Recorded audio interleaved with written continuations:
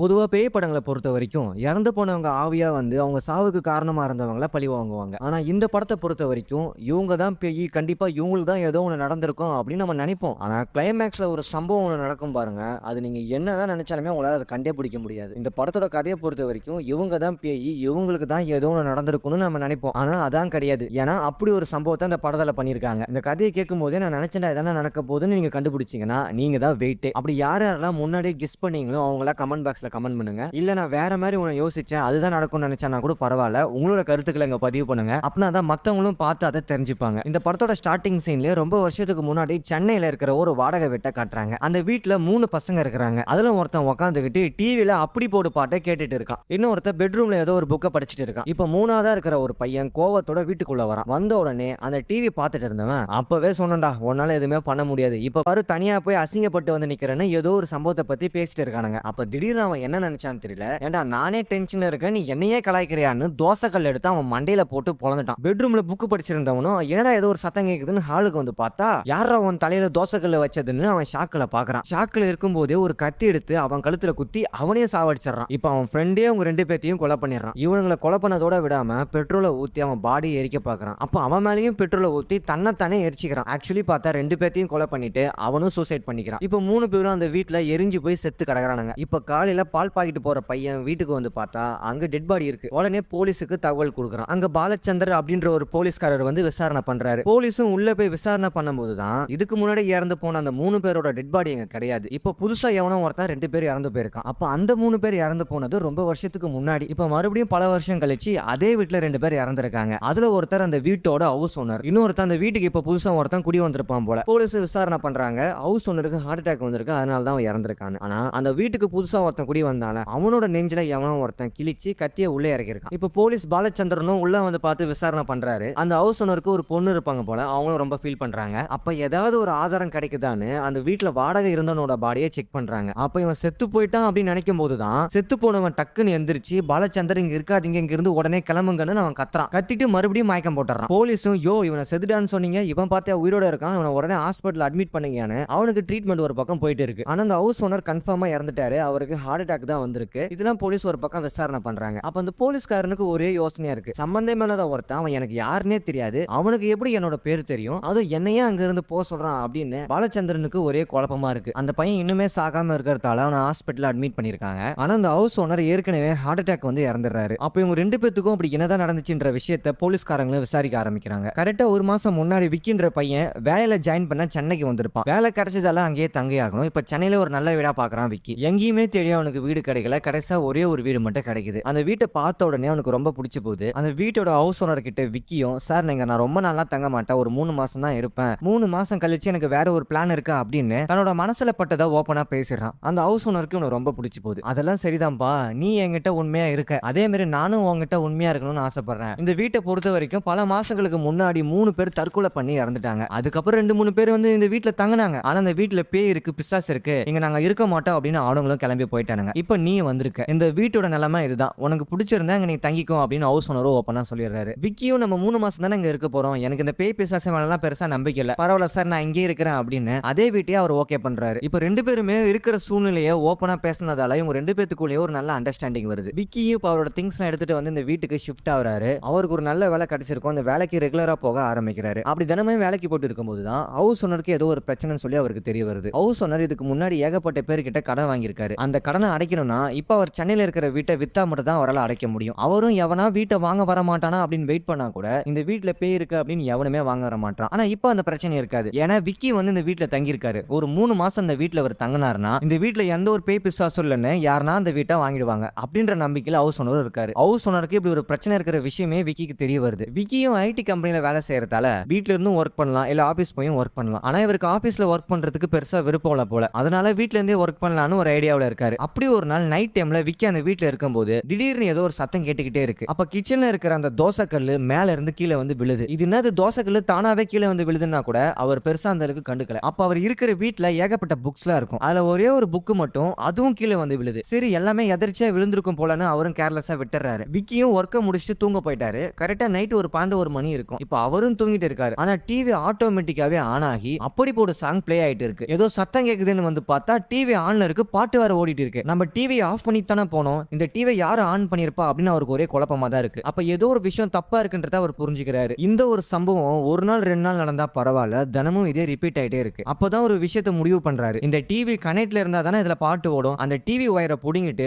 தனியா ஒரு ஓரமா மூலையில வச்சிடறாரு. அதோட தினமுமே விழுந்துட்டு இருக்க அந்த தோசைக்கல்லும் புக்கையும் ரெண்டுமே எடுத்துட்டு போய் வீட்டுக்கு வெளியே புதைச்சிடுறாரு. இப்ப டிவியும் கனெக்ட்ல இல்ல, அந்த ரெண்டு பொருளையுமே புதைச்சிடுறாரு. இதுக்கப்புறம் எந்த ஒரு பிரச்சனையும் இல்லைன்னு அவர் தூங்க போறாரு. ஆனா கரெக்டா அதே டைம்ல டிவி கனெக்ட்ல இல்ல, ஆனா கனெக்டே இல்லாத ஒரு டிவில இருந்து மறுபடியும் அப்படி போட சாங் பிளே ஆயிட்டு இருக்கு. சரி டிவி தான் கனெக்ட் பண்ணாமலே ஓடுதுன்னு பார்த்தா அவர் வீட்டுக்கு வெளியே புதைச்ச அந்த தோசைக்கல்லும் புக்கும் இப்ப வீட்டுக்குள்ள இருக்கு. புதைச்ச பொருள் யார் எடுத்துட்டு வந்திருப்பா, இந்த டிவி எப்படி இப்படி ஓடிட்டு இருக்குன்னு தக்காளி அவருக்கு எதுவுமே புரியல. அப்ப தலைவன் கன்ஃபார்ம் பண்றான், இந்த வீட்டுக்குள்ள ஏதோ ஒரு மர்மமான விஷயம் இருக்குன்னு. எனக்கு ஆபீஸ்ல ஒர்க் பண்ணவே பிடிக்கல, நான் வீட்டுக்கு போய் ஒர்க் பண்ற சொல்லிட்டு இருந்த விக்கியும் நான் இதுக்கப்புறம் வீட்டு பக்கமே போக மாட்டேன், நான் இதுக்கப்புறம் ஆபீஸ்ல தான்டா இருப்பேன்னு எல்லா டைம்லயும் ஆபீஸ்ல தான் இருப்பாரு. வீட்டுக்குள்ள வரதுக்கே அவருக்கு பயமா இருக்கும். இதனாலயே அவர் தினமும் தூங்காம ஒவ்வொரு நாளையும் டிப்ரெஷனுக்கு போயிட்டு இருக்காரு. ஆனா இதுல என்ன இருக்கு, அந்த வீட்டுல தானே பிரச்சனை, அந்த வீட்டை காலி பண்ணிட்டு வேற ஒரு வீட்டுக்கு போனா இப்படி ஒரு ப்ராப்ளமே இருக்காதுன்னு சொல்லி அவர் நினைக்கிறாரு. ஆனா இதுக்கு முன்னாடி ஹவுஸ் ஓனருக்கு நிறைய கடன் பிரச்சனை இருக்கும். அதுல இருந்து அவர் தப்பிக்க இந்த பேய் வீட்டை வித்தாகணும். அதனால யாருன்னா ஒருத்தங்க இதுல குடியிருந்தாதான் எவனா ஒருத்தன் அதை வாங்க வருவான்னு விக்கியும் தன்னோட லைஃப் எப்படி பண்ணாலும் பரவாயில்ல, நம்ம ஹவுஸ் ஓனருக்கு உதவி பண்ணுவோன்னு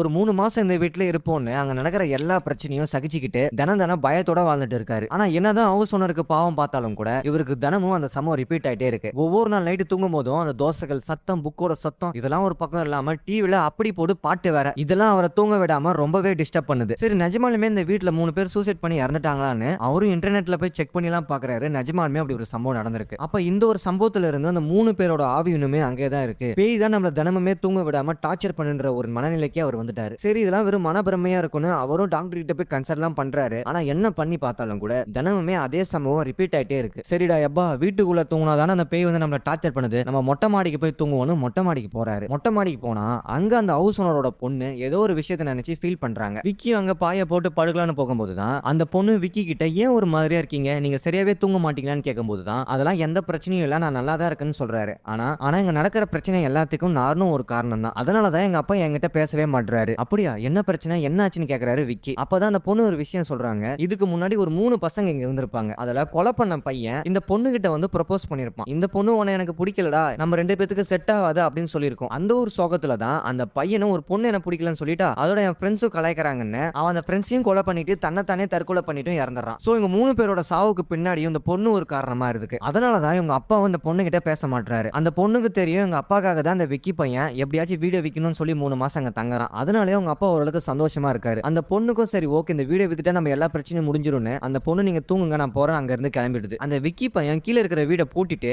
மேல அந்த சாவியோட மொட்டை மாடியில வந்து தூங்குறான். சாவியை தன்னோட தலைக்காணி கீழே வச்சு தான் தூங்குறான். ஆனா மறுநாள் காலையில எந்திரிச்சு பார்த்தா அந்த பையன் வீட்டுக்குள்ள தூங்கிட்டு இருக்கான். மேல படுத்திருந்தோம் நம்ம எப்படி வீட்டுக்குள்ள வந்தோம்னு சொல்லி அவனுக்கு ஒண்ணுமே புரியல. சரி சாவி நம்ம தலைக்காணி கீழே தானே வச்சோம்னு சொல்லி பார்த்தா அந்த சாவி தலைக்காணி கீழே தான் இருந்திருக்கு. அப்ப நம்ம எப்படி உள்ள வந்திருப்போம்னு அவனுக்கு சுத்தமா ஒரே குழப்பமா இருக்கு. அவரும் கன்ஃபார்ம்டா ஒண்ணு நமக்கு பைத்தியம் முடிச்சிருக்கணும், இல்ல அந்த 3 பேய் இங்க தான் இருக்கணும்னு அவரு முடிவே பண்ணிடுறாரு. அப்படியே அந்த ஹவுஸ் ஓனருக்கு ஒரு விஷயம் தெரிய வருது, இந்த பையன் நமக்காக தான் 3 மாசம் அங்க ஸ்டே பண்றேன்னு சொல்லியிருக்கான், இவனுக்கு ஏகப்பட்ட பிரச்சனை வருது, அது இவன் சரியா தூங்க கூட மாட்டான், அவனுக்கு ஏதோ ஒரு பிரச்சனை இருக்கு, நமக்காக இந்த பையன் தன்னைத்தானே வருத்திக்கிறானே, சரி இந்த பையன் கிட்ட போய் பேசுவோன்னு அவரும் பேசுறாரு. தம்பி நீ எதுக்கும் பயப்படாதப்பா, உனக்கு நடக்கிற பிரச்சனை எனக்கு நல்லாவே தெரியும், நீ பேய் பிசாசுன்னு சொல்லி பயப்படுற, ஆனா என்ன பொறுத்த வரைக்கும் இந்த வீட்டுல பேயே கிடையாது, உனக்கு நம்பிக்கை இருந்தா சொல்லு, இன்னைக்கு ஒரு நாள் நைட்டு உன் கூட நான் தூங்குறேன், நம்ம 2 பேருமே ஒன்னா இருந்து பார்ப்போம், அந்த பேயை நம்ம 2 பேருமே சேர்ந்து விரட்டுவோன்னு விக்கியும் ஓனரும் 2 பேருமே அந்த வீட்டுல அன்னைக்கு நைட்டு தங்குறாங்க. 2 பேத்துக்குமே சரக்கு அடிக்கிற பழக்கம் இருக்கிறதால சரி லைட்டா சரக்கு அடிச்சுட்டே பேசுவோன்னு போதிலே 2 பேரும் பேச ஆரம்பிக்கிறாங்க. சரக்கு அடிச்சதால போதை தலைக்கேறி ஹவுஸ் ஓனர் அங்கேயே மட்டையாகிறாரு. ஆனா இந்த பக்கம் விக்கியும் என்னதான் சரக்கு அடிச்சும் போதை ஏறல. அந்த சமயத்துல தான் திடீர்னு பெட்ரூம்ல ஏதோ ஒரு விஷயத்தை விக்கி பாக்குறாரு. உடனே ஹவுஸ் ஓனர் கிட்ட போய் ஏந்திருங்க சார், ஹவுஸ் ஓனர் ஏந்திரியா, யோ ஏந்திரு அஞ்சலி ஏந்திரு அப்படின்னு எவ்வளவு கத்தனா கூட அவன் ஏந்திருக்கவே மாட்டான். அந்த விஷயத்தை பார்த்த உடனே அட பாவீங்களா இங்கேயாடா நான் இவ்வளவு நாள் இருந்தேன்னு சொல்லி அவருக்கு ஒண்ணுமே புரியல. அப்படி அந்த பெட்ரூம்ல அவர் என்ன பார்த்தாருன்னா இதுக்கு முன்னாடி இறந்து போன அந்த 3 பேரும் அங்க அப்படியே நின்னுட்டு இருக்கானுங்க. அதுவும் அந்த பெட்ல நம்ம விக்கி ஏற்கனவே இறந்த மாதிரி இருக்காரு. அந்த இறந்த பாடியை சுத்தி தான் அவனுங்க நின்னுட்டு இருக்கானுங்க. விக்கிக்கு அதை பார்த்த உடனே நான் இன்னும் சாகடா, நான் இங்க தான் இருக்கேன், நீங்க நான் சாகடிக்கு தான் வந்திருக்கீங்கன்னு தெரியுது, தக்காளி நீ யாரா என்ன கொலை பண்றதுக்கு, ஏன்னா நானே சாகடிச்சுக்கிறேன்னு ஒரு கண்ணாடி பாட்டில உடைச்சு அதுல இருந்து ஒரு துண்டு எடுத்து தன்னோட நெஞ்சிலே கிழிச்சுக்கிறாரு. ரத்தம் ஓவரா போனதால விக்கியும் அங்கே மயக்கம் போட்டுறாரு. இப்ப மறுநாள் காலையில தான் அந்த வீட்டுல 2 பேர் இறந்திருக்காங்கன்ற விஷயம் வெளியே தெரிஞ்சு அந்த பாலச்சந்திர போலீஸும் உள்ள வந்து விசாரணை பண்றாரு. ஹவுஸ் ஓனர் ஓவரா குடிச்சதால ஹார்ட் அட்டாக் வந்து இறந்துடுறாரு. ஆனா அந்த விக்கின்ற பையன் என்னதான் நெஞ்ச கிழிச்சாலுமே அவன் இன்னும் உயிரோட தான் இருக்கான். ஹாஸ்பிட்டல்ல அட்மிட் பண்ணிருக்காங்க. இந்த மாதிரியான ஒரு பிரச்சனை தான் அந்த வீட்டுக்குள்ள நடந்திருக்கு. ஆனா அந்த போலீஸ்காரனுக்கு அதெல்லாம் ஒரு மேட்டரே கிடையாது. சரிடா பேய் வந்து அவனை சாவடிச்சதாவே இருக்கட்டுமே, அந்த பையனுக்கு எப்படிடா என் பேர் தெரியும், நாங்க 2 பேரும் ஒருத்தருக்கு ஒருத்தர் பார்த்தது கூட கிடையாது, எப்படி என் பேர் அவனுக்கு தெரியும் அப்படின்னு அந்த போலீஸ்காரனுக்கு தலையே பிக்குது. அதுவும் அந்த பையன் சாதாரணமா என் பேரை சொல்லல, சார் உடனே இங்க இருந்து போயிடுங்க, உடனே இங்க இருந்து போங்க அப்படின்னு என்ன போன்றான். நான் ஏன் அங்க இருந்து போனோம் அப்படின்னு அவருக்கு ஒரே குழப்பமா இருக்கு. இந்த டென்ஷனுக்கு நடுவுல அந்த போலீஸும் ஒரு விஷயத்த மிஸ் பண்ணிருப்பாங்க. நடந்த பிரச்சனைக்கு எல்லாமே காரணம் என்னதான் வெளியே வந்தாலுமே கடைசியா அந்த ஹவுஸ் ஓனரோட பொண்ணை மட்டும் அவர் விசாரிக்காம இருப்பாரு. அந்த பொண்ணு மட்டும் தான் பேலன்ஸ். அந்த பொண்ணு கிட்ட போய் நம்ம நடந்த சம்பவத்தை பத்தி கேட்டு பார்ப்போம்னு அந்த பொண்ணை விசாரிக்க மறுபடியும் அந்த வீட்டுக்கு போறாரு. வீட்டுக்குள்ள போன உடனே வீட்டுல யாருமே கிடையாது. அவரும் என்னென்னமோ பண்ணி கூப்பிட்டு பாக்குறாரு. அப்பதான் ஒரு டிராவுக்குள்ள ஒரு நியூஸ் பேப்பரும் ஒரு டைரியும் பாக்குறாரு. அந்த டைரியில இதுக்கு முன்னாடியே ஒரு இளம் பெண் தற்கொலை பண்ணிட்டாங்கன்னு அந்த ஹவுஸ் ஓனர் பொண்ணோட போட்டோ இருக்கு. இது எப்படி உண்மையா இருக்க முடியும்? 4 நாள் முன்னாடி கூட அந்த பொண்ணை நான் பார்த்திருக்கேன். அப்ப அந்த பொண்ணை பார்த்தது உண்மையா இல்ல இப்ப இந்த பொண்ணு செத்து போச்சு அப்படின்றது உண்மையான்னு சொல்லி அவருக்கு எதுவுமே புரியல. அந்த டிராக்குள்ள ஒரு லெட்டர் ஒன்னு இருக்கு. அந்த லெட்டரை படிக்கும் போதுதான் இந்த பொண்ணோட தற்கொலைக்கு என்ன காரணமே அவருக்கு தெரிய வருது. பல மாசங்களுக்கு முன்னாடி அந்த 3 பேர் இறந்ததுக்கு முன்னாடி ஏற்கனவே இந்த வீட்டுல ஒரு பையன் இருந்திருக்கான். அந்த பையனும் இந்த பொண்ணும் லவ் பண்ணிட்டு இருந்திருக்காங்க. அந்த பையன் இந்த பொண்ணு கிட்ட உண்மையா இல்லாம இந்த பொண்ணை கர்ப்பம் வாங்கிட்டு எஸ்கேப் ஆயிடுறான். இந்த பொண்ணுக்கு அந்த காதல் தோல்வியை தாங்கவே முடியல. ஒருத்தனை காதல்ன்ற பேரை நான் அவனை முழுசா நம்பினேன், ஆனா அவனை என்னை ஏமாத்திட்டு போயிட்டான். அந்த ஒரு ஏமாற்றத்தை என்னால தாங்கவே முடியல. இதுக்கப்புறம் நான் வாழ்றதே வேஸ்ட்னு கைப்பட லெட்டர் எழுதி அவங்க சூசைட் பண்ணி இறந்துடுறாங்க. அப்ப பல மாசத்துக்கு முன்னாடியே அந்த பொண்ணு தற்கொலை பண்ணி இறந்திருக்கு. அதுக்கப்புறம் தான் அந்த இறந்து போன 3 பசங்க அந்த வீட்டுக்கு கொடுத்துனா வந்திருப்பானுங்க. அப்ப கூட அதுல ஒரு பையன் இந்த பொண்ணுக்கு ப்ரொபோஸ் பண்ணிருப்பாங்களே அப்படி இந்த பொண்ணே தான் சொல்லிச்சு விக்கி கிட்டன்னு சொல்லி பார்த்தா இங்க தான் ஒரு மிகப்பெரிய ட்விஸ்டே. அந்த பொண்ணு சூசைட் பண்ணியிருந்தாலுமே அந்த பொண்ணோட ஆத்மா அந்த வீட்டுக்குள்ளே சுத்தி சுத்தி வந்திருக்கு. அதுக்கப்புறம் தான் அந்த இறந்து போன 3 பசங்க அந்த வீட்டுக்கு கொடுத்துனா வந்திருப்பானுங்க. அந்த பசங்களோட கண்ணுக்கும் அந்த பொண்ணு தெரிஞ்சிருக்கு. அது பொண்ணுன்ற ஒரே காரணத்துக்காக அது பேயா கூட இருந்தாலுமே இன்னும் 3 நாள் அந்த பொண்ணை நான் கரெக்ட் பண்ணி காட்டுறேன், அவ எனக்கு தான் அப்படின்னு அந்த 3 பேருமே அந்த பொண்ணை பத்தி தப்பு தப்பா பேசுறானுங்க, தப்பு தப்பா பாக்குறானுங்க. இந்த எல்லா விஷயத்தையுமே அந்த பொண்ணு நோட் பண்ணுது. ஆனா அவ பேய் தான், அவ ஏற்கனவே இறந்துட்டா, அவ பேயாவே சுத்திட்டு இருந்திருக்கா. அது கூட தெரியாம அந்த 3 பசங்க அந்த அளவுக்கு அஞ்சிட்டு இருக்கானுங்க. அதுல ஒரு பையன் எனக்கு ஒன்னு ரொம்ப பிடிச்சிருக்கு, நம்ம 2 பேரும் கல்யாணம் பண்ணிக்கலாம் சொல்லி ப்ரப்போஸ் பண்ணிருப்பான். உடனே அந்த பொண்ணு இவனோட உடம்புக்குள்ள ஏறி ஏண்டா டே ஏற்கனவே என்ன ஒருத்தன் ஏமாத்திட்டு போயிட்டான், இப்ப நீங்க வேற, அதுவும் நீங்க என்ன காதலோட பார்த்தாலும் பரவாயில்ல காமத்தோட பாக்குறீங்க, உங்களெல்லாம் நான் சும்மாவே விட மாட்டேன்னு அந்த பொண்ணோட ஆத்மா இந்த பையன் உடம்புக்குள்ள போய் இந்த பையன் தான் அந்த 2 பேரையும் சாவடிச்சிருக்கான். அப்ப அந்த பொண்ணோட ஆத்மா தான் இந்த 3 பேரையும் சாவடிச்சு தன்னைத்தானே தீக்குளிக்க வச்சிருக்கு. அதுக்கப்புறம் தான் நம்ம விக்கி வந்து அந்த வீட்டுக்கு கொடுத்தன வந்திருப்பாரு. அப்ப விக்கியோட கண்ணுக்கும் அந்த பேய் தெரிஞ்சிருக்கு. அது என்ன கதைன்னு கேட்டா விக்கியோட கண்ணுக்கும் அந்த பேய் தெரிஞ்சிருக்கு. ஆனா விக்கி ஏன் சாகடிக்கலன்னா